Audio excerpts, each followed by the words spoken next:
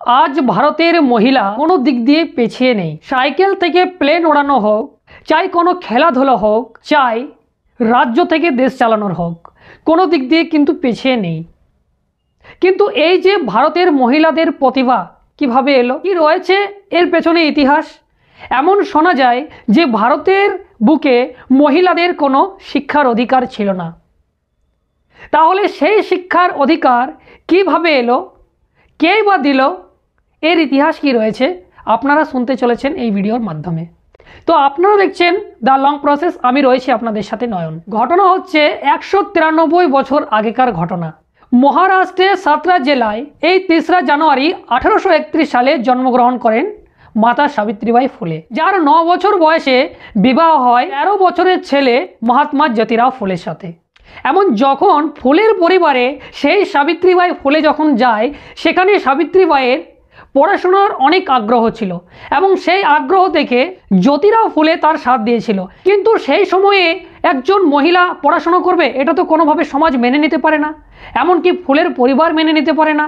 সেই সময় জাতিবাদীর চরম সীমায় পৌঁছে গেছে, এমনকি মহিলাদের কোনো রকম কোনো কিছুর অধিকার ছিল না, শিক্ষার অধিকার তো একদমই ছিল না।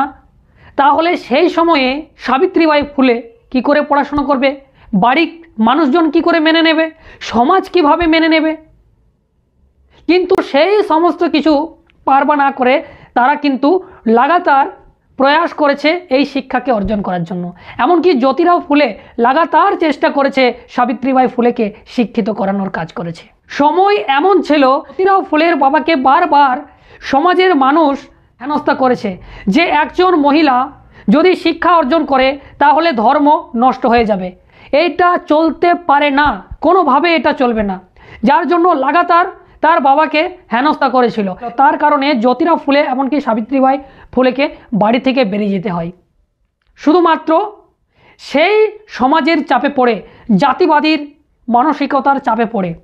কিন্তু জ্যোতিরাও ফুলে তার স্ত্রীকে শিক্ষিত করার জন্য, এমনকি এই সমাজকে শিক্ষার আলোয় আলোকিত করার জন্য তারা কিন্তু ঘর থেকে বেরিয়ে যায়।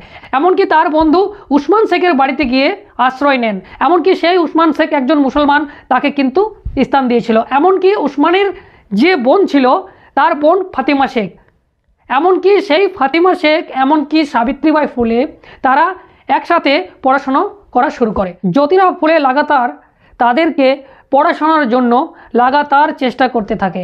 এমনকি সাবিত্রীবাই ফুলে 17 বছর বয়সে একজন শিক্ষিকা হয়ে পড়ে। এমনকি 1848 সালে প্রথম স্কুল নির্মাণ করে এবং দেশের সবথেকে প্রথম মহিলা স্কুল চালু হয় 1854 সালে, আর সেটি সাবিত্রীবাই ফুলে নির্মাণ করে। এই মহিলাদের, যে মহিলাদের পড়াশোনার অধিকার ছিল না, যে মহিলাদের ভালো কাপড় পরার অধিকার ছিল না, সেই মহিলাদের কথা মাথায় রেখে তিনি কিন্তু সংগ্রাম করেছিলেন। এমনকি তিনি যখন স্কুলে পড়াতে যেতেন, সেখানে সেই স্কুলের রাস্তার পাশে কিছু ব্রাহ্মণ্যবাদী, কিছু সমাজের ব্রাহ্মণ্যবাদী মানসিকতার মানুষ ছিল। তারা প্রতিদিন সাবিত্রীবাই ফুলের শরীরে গোবর এমনকি কাদা ছড়িয়ে দিত। আপনারা চিন্তা করতে পারেন যে একজন মহিলা, সে স্কুলে যাচ্ছে, তারা এই সমাজকে শিক্ষার আলোয় আলোকিত করবে, সেই সমাজকে এই ব্রাহ্মণ্যবাদী মানসিকতার মানুষেরা তাকে এইভাবে হেনস্থা করেছিল, পড়াশোনা করার সুযোগ দেয়নি। এমনকি পার ডে কাদা ছড়াছড়ি, গোবর ছড়াছড়ি করতেন। এমনকি সাবিত্রীবাইয়ের ফুলের একটা ব্যাগে একটা এক্সট্রা শাড়ি থাকতো, যেখানে স্কুলে গিয়ে সেই গোবর লাগা শাড়ি, সেই কাদা লাগা শাড়ি আবার চেঞ্জ করে নতুন শাড়ি পরে আবার স্কুলে সেই মহিলাদের শিক্ষিত করতো, পড়াতো, তারপরে আবার রিটার্ন আসতো। ডেলি এটাই ছিল তার রুটিন। এইভাবে তিনি 18খানা স্কুল তৈরি করেছিলেন। তাহলে আজকে ভারতের বুকে একটা এত বড় ঐতিহাসিক একটা ঘটনা, একটা ঐতিহাসিক দিন আজকে 3রা জানুয়ারি, কিন্তু অনেকেই জানে না যে সাবিত্রীবাই ফুলে কে ভারতের প্রথম নারী শিক্ষার প্রতিষ্ঠাতা, কে প্রথম ভারতের মহিলা শিক্ষিকা, অনেকেই জানে না। আর এটা জেনে বুঝে এটা জানানো হয় না, স্কুলে পড়ানো হয় না। এখন যদিও পড়ানো হচ্ছে, আজ থেকে 5-7 বছর আগে সেটাও পড়ানো হতো না। তাহলে এই বিষয়গুলো আপনারা যতক্ষণ না জানবেন ততক্ষণ নিজেদের ইতিহাস আপনারা বুঝতে পারবেন না। তার জন্যই বারবার আমরা একটা কথা বলে থাকি, সেই মহাপুরুষদের কথা, যে যে জাতি নিজের ইতিহাস জানে না সে জাতি নিজের ভবিষ্যৎ নির্মাণ করতে পারে না, ডক্টর বাবা সাহেব আম্বেদকর বলে গেছিলেন। তাহলে আজকে যে মহিলারা শিক্ষিত হয়েছেন, সাইকেল থেকে প্লেন ওড়াচ্ছেন, এমনকি রাজ্য থেকে দেশ চালাচ্ছেন, তারা কি আজকে জানেন যে আজকে সেই মহিলা শিক্ষিকা যদি আজকে সাবিত্রীবাই ফুলে না থাকতো, তাহলে হয়তো আপনারা সেই সাইকেল থেকে প্লেন ওড়াতে পারতেন না, সেই রাজ্য থেকে দেশ চালাতে পারতেন না। তাহলে আজকে একটা ঐতিহাসিক দিন, আজকে দেশের প্রথম নারী শিক্ষিকা, মহিলা শিক্ষিকা সাবিত্রীবাই ফুলের জন্মদিন। এমনকি এই জন্মদিনে আপনাদের প্রত্যেককেই জানাই সংগ্রামী অভিনন্দন।